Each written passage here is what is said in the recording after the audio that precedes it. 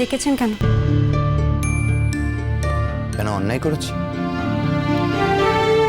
আমি আপনার সাথে কোনো তর্ক করতে চাই না, কেন ডেকেছেন সেটা বলুন। না, এই স্বরূপটা তো এখন বেরোচ্ছে, এতদিনে আসল রূপটা বুঝতে পারছি। তাই তো হয়, যত দিন যায় ততদিনেই তো মানুষের আসল স্বরূপ জানা যায়। আর নতুন কথা কি? এত কথা শুনতে চাই না, ওই সইটা আমায় করে দিতে হবে। কিন্তু কোন সইটা? বুঝতে পারছেন না কোন সইটা, নাকি না বোঝার ভান করছেন? না দেখুন, যদি যদি সই করার জন্য টাকা পয়সা লাগে নির্দ্বিধায় আমায় বলতে পারেন, আমি দেবো, কিন্তু দয়া করে সইটা করে দিন ব্যাস। কি বললেন আপনি? কি বললেন আপনি? আপনি আমার টাকা দেখাচ্ছেন? না, তাছাড়া তো সই না করার অন্য কোনো কারণ দেখতে পাচ্ছি না। মানে এরকম হতেই পারে যে এ বাড়িতে থাকলে তো আপনার থাকা খাওয়া নিয়ে একটা নিশ্চয়তার ব্যাপার থেকে যায়, তাই বলুন। জানেন আমি আমি আমি কি ভেবেছিলাম? আমি ভেবেছিলাম যে আমি এমনি আপনাকে সইটা করে দেবো। মানে আমি আপনার সাথে কোনো নোংরা খেলায় নামবো না। মানে আপনি যতই আমাকে টেনে নামানোর চেষ্টা করুন, কিন্তু আমি নামবো না। কিন্তু আপনার তো অসাধ্য কিচ্ছু নেই, আপনি নামাবেনই আমায়। আমি তো আপনাকে চিনে গেছি, আপনার আসল রূপটা তো বুঝে গেছি। তাই আমিও এখন চাই না যে আপনার সঙ্গে পরিচয় কোনো সূত্র বাকি থাকুক আমার জীবনে। দিন দিন কোথায় কি কাগজ আছে? দিন কিসে সই করতে হবে? দিন কি কোন পিটিশন না কি বলছিলেন? দিন দিন। আর দরকার হলে ওতে না লিখিয়ে নেবেন যে আপনার মতন মানুষের হাত থেকে মুক্তি পাওয়ার জন্য শুধু আমি সইটা করে দিয়েছি। মানে আমি সত্যি আর আপনার মতন খারাপ মানুষের সঙ্গে থাকতেই পারবো না। হ্যাঁ, সেই তো। আপনি বোধহয় ভুলে যাচ্ছেন যে এই খারাপ মানুষটারই পায়ে পড়তে হয়েছিল একদিন। এখন নিশ্চয়ই ভালো মানুষের সন্ধান পেয়ে গেছেন। না মানে আমি আপনার ওই মহান রিজুদার কথা বলছি। আপনার নোংরা মুখে না রিজুদা নামটা আর উচ্চারণ করবেন না। আপনি একদম চুপ করুন। কে ভালো কে নোংরা সবাই জানে। হ্যাঁ, আর আপনার আদৌ যোগ্যতা আছে কিনা, আমার বউ হওয়ার যোগ্যতা আছে কিনা, সেটা আপনার বোঝা উচিত। সমুদ্র, সমুদ্র কি হয়েছে? তুই এত চেঁচামেচি? ও, বুঝতে পেরেছি, আমি বুঝতে পেরেছি। ও তোকে সইটা দিচ্ছে না, তাই তো? হ্যাঁ, সইটা দিতে চাইছে না। তুই চিন্তা করিস না, আঙ্কেল আছে তো, আঙ্কেল ঠিক ওকে দিয়ে সইটা আদায় করে নেবে। তুই এর মধ্যে কথা বলিস না শায়নি, তুই যা। আমি যাব না। আমি কেন যাব? দুদিন পরে আমাদের বিয়ে হতে চলেছে, আমরা স্বামী স্ত্রী হতে চলেছি। আমার স্বামীকে আমার সামনে কেউ অপমান করবে, সেটা তো আমি মেনে নেব না।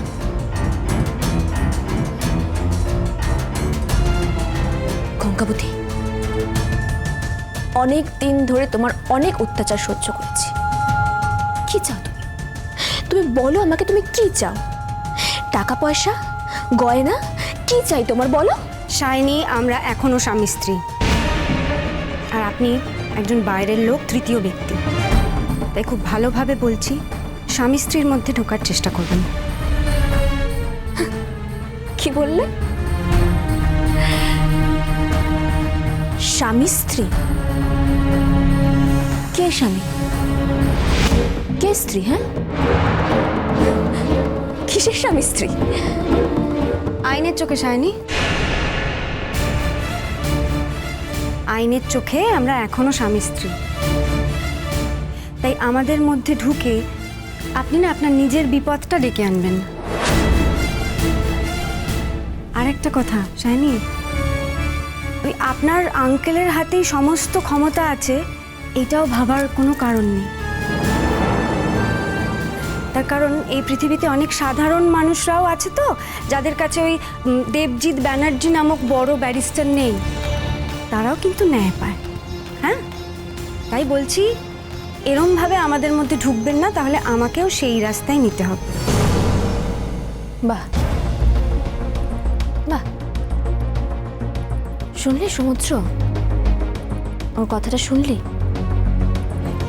এই মেয়ে নাকি কথা বলতে পারে না, গ্রামের মেয়ে, অথচ দেখ কি বুদ্ধি,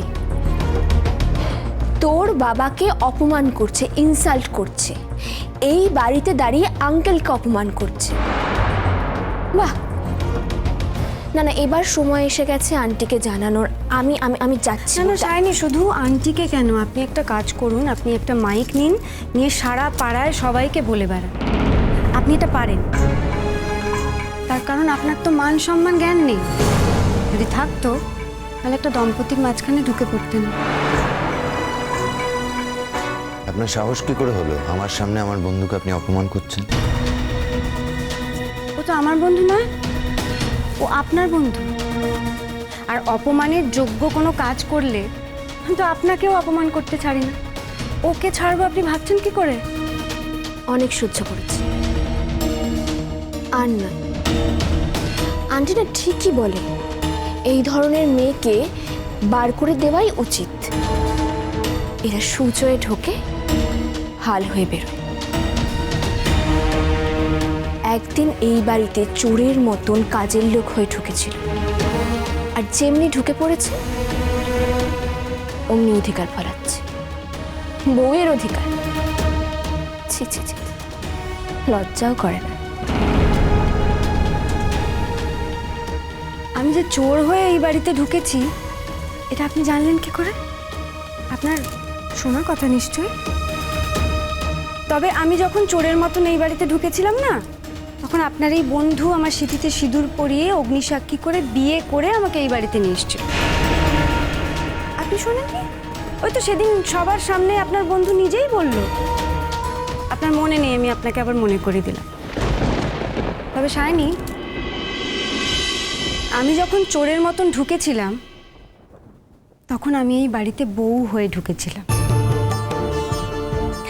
আর আপনি তো ডাকাত হয়ে ঢুকে চোর হয়ে বসে আছেন। অন্যের ঘরে শীত কাটাকে না চুরি করাই বলে। কে চোর কে ডাকাত সেটা বোঝার সময় এসে গেছে কঙ্কাবতী। যদি ভালো চাও তাহলে সেটা করে দাও।